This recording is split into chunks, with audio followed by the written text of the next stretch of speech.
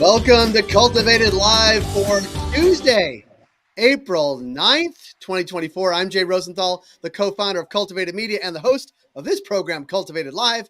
And since we launched, our goal at Cultivated has been to be cannabis industry first, providing you with the most important, insightful, and useful information. We do that through our daily newsletter, Cultivated Daily. We do that through our daily live stream, Cultivated Live. Join us on LinkedIn, subscribe to our newsletter, smash the subscribe button on YouTube. Brad, you are Brad Spirrison of Grown In, and you are in a lobby of a hotel in Atlantic City. Is that right? I am at the MJ Unpacked conference in Atlantic City. That's right. It just started. Pretty fast start. I'm at the mergers and acquisition breakfast where anyone that has any capital to invest in cannabis is all at once. So I won't give the address because I don't want to stampede. I was going to say, is it a small table? Just kidding. It's very intimate. Right. It's a 4-person breakfast. Well, get that money, bro. Working on it. We're going to talk about United States of Cannabis, which we do on Tuesday mornings at 10 a.m. But let's get to the news first. Is that okay? Let's do it. Because there's a big intersection with a lot of these things. Your friend, Colorado Governor Jared Polis, a Democrat, said at a National Cannabis Industry Association event in Denver last week that while federal legalization is, of course, the goal, rescheduling and banking reform are crucial dominoes to set that process in motion. More specifically, here's what he said.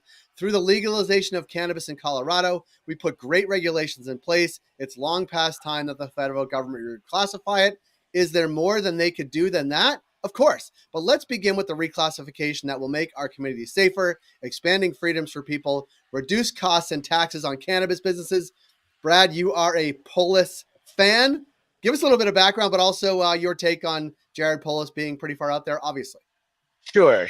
So I've known Jared Polis for about 25 years when he was in the private sector. So Jared is a serial entrepreneur and a venture capitalist. Back in the day, do you remember BlueMountain.com? One of the first websites out there. He started that when he was about 23, 24 years old. It sold for about $1 billion. Thereafter, he created proflowers.com and became enormously successful in the private sector before he got into national politics. He was a congressman out of Boulder, Colorado, beginning in 2007, 2008. And then in 2017, I believe, he became governor of Colorado. So I'm a huge fan. He is a rising star in the Democratic Party. What I like about this, and you could say the same about Illinois and California, where you have serial entrepreneurs and venture capitalists that are governors, I think that is a good model both for elected politics as well as for cannabis policy at large. You get governors that have been in the private sector that understand how things actually work. They're not as they still have a sense and a pulse of what's going on, and rescheduling and everything else is kind of common sense, right? To you and I, and to them. And we need more leaders like that. I would say also, out of all of the states where I've met top cannabis czars and advisors, Governor Polis has a guy named Ian Sieb running the Colorado cannabis program. And unlike most states where you have professional bureaucrats and government people that might do a fine job, Ian comes from the cannabis industry, where he sold his cannabis company to Willie Nelson's estate prior to getting into government politics. So I would say that Polis combined with Sieb has probably the most progressive and actionable outlook that you could find out of any state in the United States. Let's put a pin in that because it's going to come back around. We're going to talk about the opposite of that in a moment. But let's get through the rest of the news. Here's a pretty bad story that popped on our screens. Federal officials seize thousands of dollars worth of cannabis and detain workers in New Mexico. This according to a report in Marijuana Moment. New Mexico cannabis businesses reported more than a dozen seizures by the U.S. Customs and Border Protection Agency. Now, these are not happening at the border. They're happening about 100 miles within our side of the border at these checkpoints in southern New Mexico. This is scary that you could be actually doing illegal business in New Mexico and have your product seized. It's a real damper on the business. Obviously, I didn't know this was happening till this story is written, but maybe I'm just being naive. This is not great, Brad. No. I mean, it's anyone out of the hundreds of thousands of people that are in the industry right now.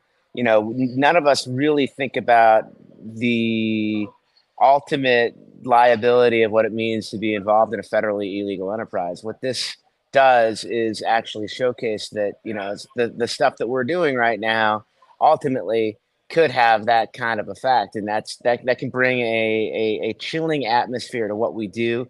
Thankfully, this is the exception rather than the norm. So, put the spotlight out on it and report on how ridiculous it is. Absolutely. We're going to go through two more stories. New York State lawmakers are advocating for a $500,000 fund to help social equity entrepreneurs get their businesses up and running as part of the state budget. While I like the intent, that does not seem like enough money to help entrepreneurs get their business running, especially in New York. But I guess the intent is there. And one other story, Brad, that this probably not as important to you, but up here in Canada, the Alcohol and Gaming Commission of Ontario, which it regulates retailers in Ontario, issued a $200,000 fine to the Cannabis Express chain of cannabis stores for giving some brands preferential treatment on store shelves and actually taking money to do it.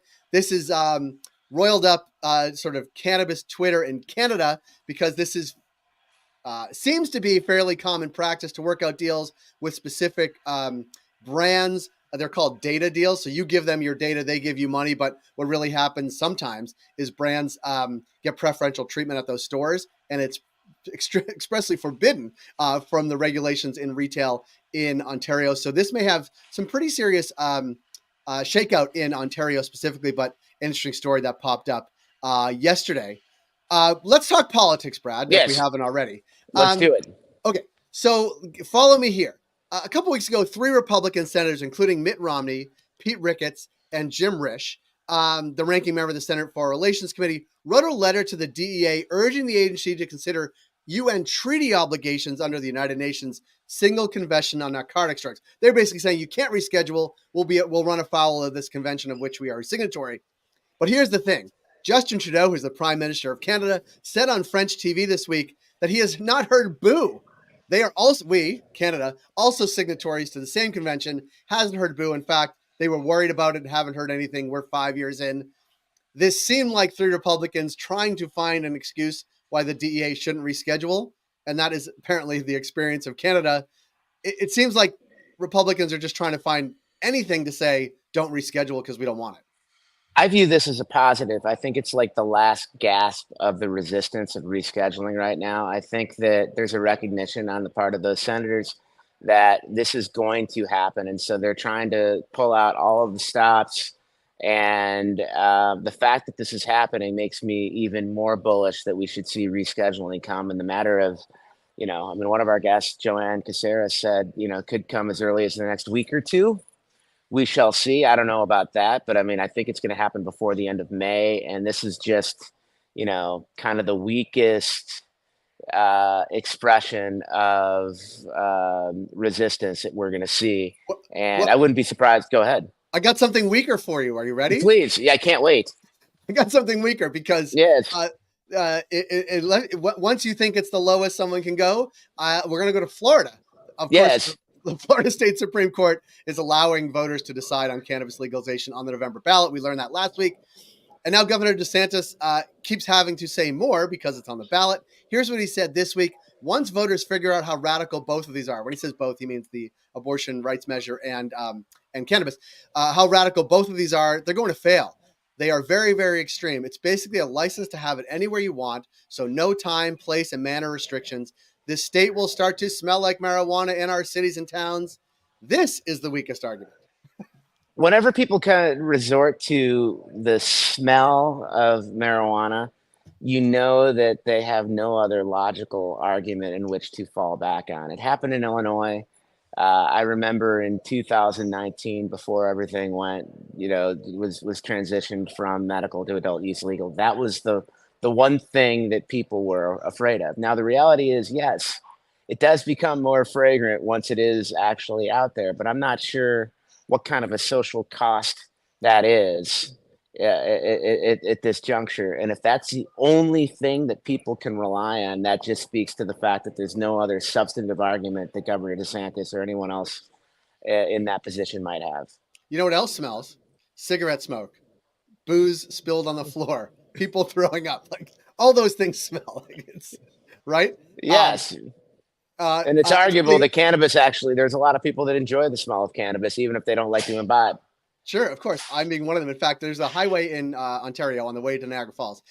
There's a huge cannabis greenhouse on the road. You can smell the output of the actual facility. So it smells like beautiful plants growing right on the, what is it, QEW in Ontario. So anytime anybody wants to tour of that, we're good to go. And let me just renew my passport first. Yeah, and I see what you're doing there. I just told Brad I had to renew my passport today. Brad, one last thing, because we're coming back. So this is actually a triumvirate of we have those three senators making really, it seems to be a non-argument about UN conventions. We have DeSantis talking about the smell of cannabis as an argument. And then we had the governor of Virginia a few weeks back saying cannabis is bad for Virginia and all the other states that have had an extreme retail market. What we see is it's terrible for children and adolescents' health and safety, massive increases in child poisoning, massive increases in adult usage. Those things are false. Let me just say that. But also we have, you called it, the last straw. Governor Youngkin, Ron DeSantis, 3 Republican senators. They're making, again, pretty bad arguments that are either not based in fact, but also silly, like the smell. Contrast that with Governor Polis, who's trying to help bolster an industry and make it even more viable. Like, these are last straws. These are last straws. The one distinction with Virginia I would talk about, though, is that it was obviously on track to become adult use legal. And if you actually have a governor that's trying to stop it, that could present somewhat of a chilling signal to the rest of the industry. But again, I think this is more of a last gasp than any kind of recurring thing. I don't think he has anything to stand on. But the fact that you have a government trying to resist something that's already in play does make that a little bit different than a DeSantis that's trying to argue against something that hasn't happened yet. I agree. I'm a little blurry now for some reason. I'm sorry. I'm so taken by Governor Youngkin's arguments that I've turned blurry. Brad, you're at MJ Unpacked in Atlantic City. What are you most looking forward to while you're in New Jersey? Well, aside from this intimate breakfast of those that have money, the New Jersey market seems pretty active. A lot of the investors that I'm talking to say that the combination of limited licensure and not enough capital makes it a pretty attractive opportunity for investments and acquisitions in plant touching companies. So, as opposed to the New York market that is, pretty dysfunctional at this point, the New Jersey seems pretty viable. So I'm going to take a deep dive in terms of the New Jersey market, and then I'm going to, obviously check everyone's temperature to figure out where they think rescheduling might be. It's everyone's favorite pot parlor game, but rarely do you have this many people in one setting that can give you a little bit of a sense of where people think the market's going to be. So I look forward to sharing what I learned next Tuesday when we reconvene. Let's get it, brother. Thank you for your time. Thank you for joining us from what looks like a lovely lobby, actually. It is. It's seen way worse. No. Atlantic City is my first time here, and I'd like to be a little bit warmer, and you could take a nice walk on the boardwalk. But for all intents and purposes, it's like East Coast version of Vegas, except no people. Jeez. It's a ringing endorsement from the Chamber of Commerce of Atlantic City. Brad, thank you so much for making time today. That's Cultivated Live. We encourage you to subscribe to our daily newsletter at cultivated.news. Follow us on LinkedIn, subscribe, smash the subscribe button on YouTube. I'll be back here tomorrow with Jeremy Burke, my co-founder, at 10 a.m. Eastern, LinkedIn and YouTube. In my old notes, it says, don't look directly at the sun. I guess that was for yesterday, but don't look directly at the sun today either, unless you're wearing those glasses. But do buy cannabis at your local dispensary. I think there's more than one in Atlantic City, Brad, so you have to report back on the quality of cannabis in New Jersey as well. And everybody, we'll see you back here tomorrow.